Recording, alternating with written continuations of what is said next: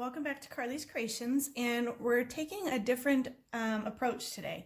Because of the lockdown and everything going on in the country, a lot of parents are home trying to homeschool. So what I thought would be fun is to put out some videos on some very friendly kid art, something that's easy for them to do, that's cost effective, and just to kind of help other parents out there that may not know what to do. So as much as we're trying to do the math and the reading and the writing, also art is very important. It brings out their creativity and it gives them an outlet and something fun to do. So what we're going to do today is cherry blossom trees. I'm going to show you what we have, and then my son here, my little assistant, is going to paint it for you so you see just how easy it is to do. So we're going to start with just a very simple outline of a tree. If you have older children, they might not necessarily need the outline, but for the little ones, I do this. You can Google tree outlines and you can find lots of free clip art that's free for personal use, and so that's where you can find that. So we have our tree outline. You're going to need a brush, just any kind. We're going to use this kind today. We have a spare plate. This is just from an old birthday party that we're reusing. This is what's going to hold our paint. We have some newspaper down because kids sometimes tend to paint the table, so we're not going to do that. And then we have 3 Q-tips. So this is what we're going to do with our Q-tips here. This is what's going to create our blossoms. We're going to put our Q-tips together, 3 in a row, just like that. And I have these little tiny hair ties that I actually use for my daughter, but I use them a lot for work as well. You can get, I think I got a pack of 1,000 of them for a couple bucks, and they will last forever. Or any kind of small rubber band that you have. And you're going to tie it around your Q-tips to hold them together like that.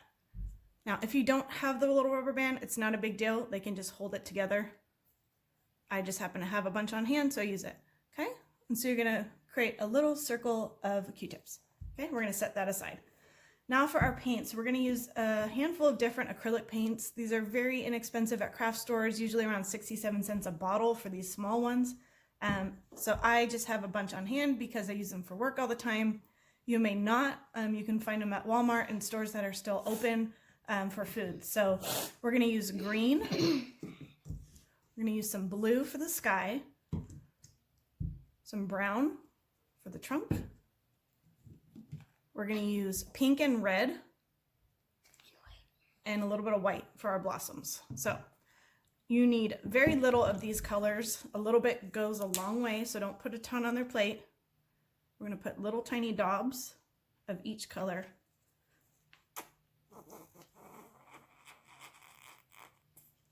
Yes, I know it makes a funny sound. Okay, do some blue. And I'm just doing a little bit at a time here. Brown. We just try not to make sure the colors blend. Okay, and then we're going to get our tree colors. So he's going to go ahead and start with the trunk. So you're going to get your brush. The brush right there. All right, go ahead. And he's going to get the brown.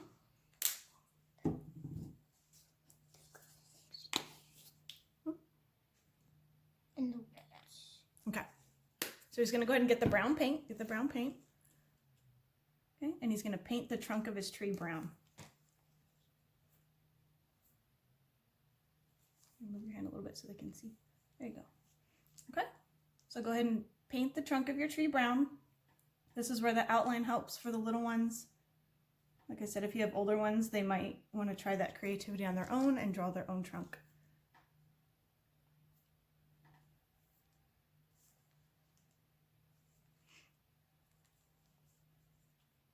All right, so we're going to finish up with the brown. We're going to wash our brush and we're going to come back and do some grass.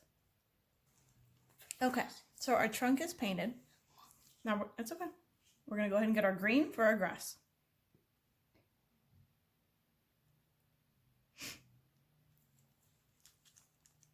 And what you can do is if you have, maybe you have some dark green, some light green, you can have them do a little bit of light and then brush on a little bit of dark. Give it a little bit of contrast.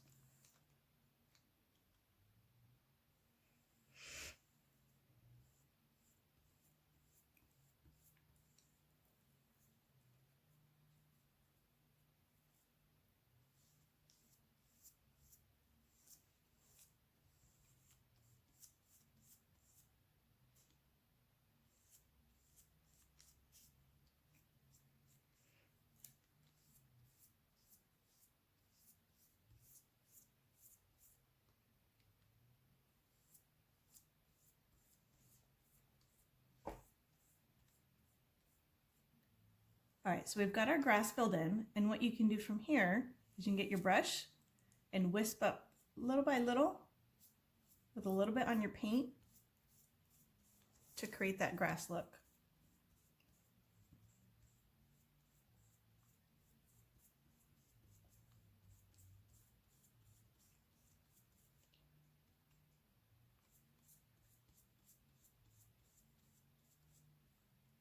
You notice he didn't even use all of that paint, so remember, a little bit does go a long way. You don't need a lot of paint for this project, which is nice. So these little bottles will last you a while.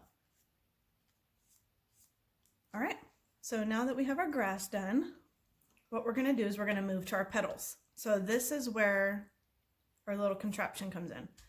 You're gonna go ahead and dip a little bit of the red and a little bit of the pink. And then dab it, so you get some of that out. Okay, so you're gonna dab a little bit there, kind of get that excess off, and then you're gonna dab on your tree. Kind of like dot painting, if you've ever done dot painting with your kids, that similar concept.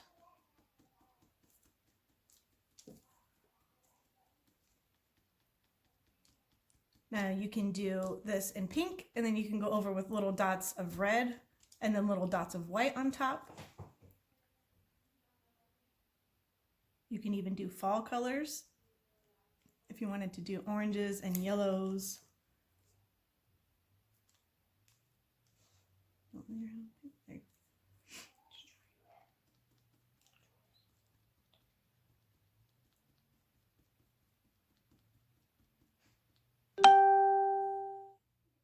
So he's going to keep dabbing throughout the whole tree, and then we're going to come back with the white and incorporate that in as well. All right, so we've gotten almost the whole tree filled. Keep going.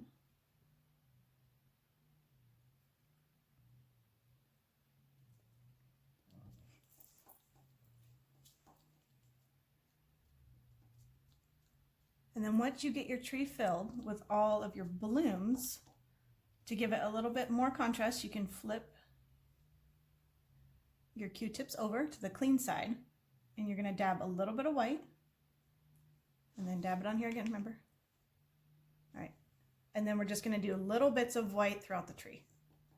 Because if you look at cherry blossoms, they're pink and whites and reds.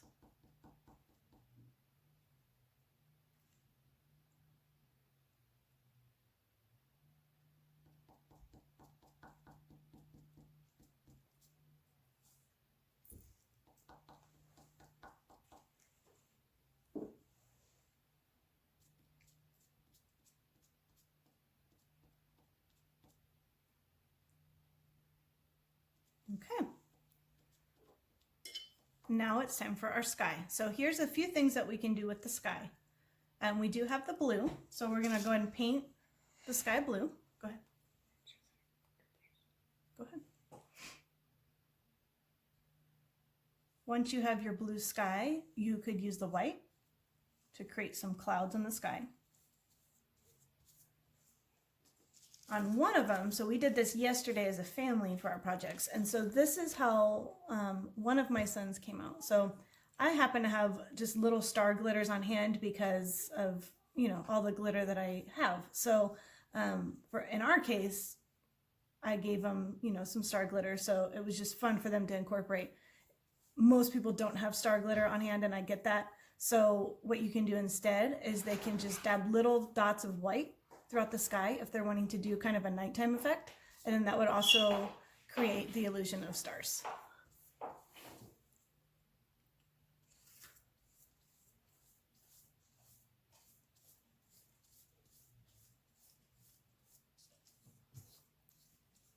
So as you can see, it's a pretty easy project, pretty simple, pretty cost effective in the long run.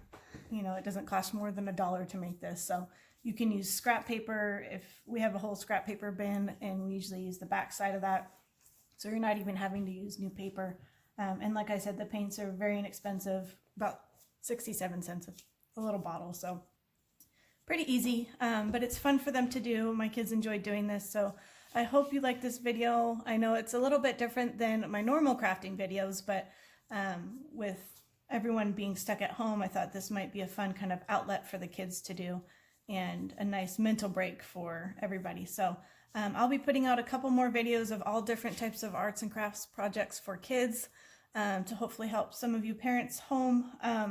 If there's any requests that you have, please let us know, and we'll show you as much as we can and as best as we can. So anyways, I hope you guys are all surviving. Stay safe, wash your hands, and happy crafting. We'll talk to you soon. Bye.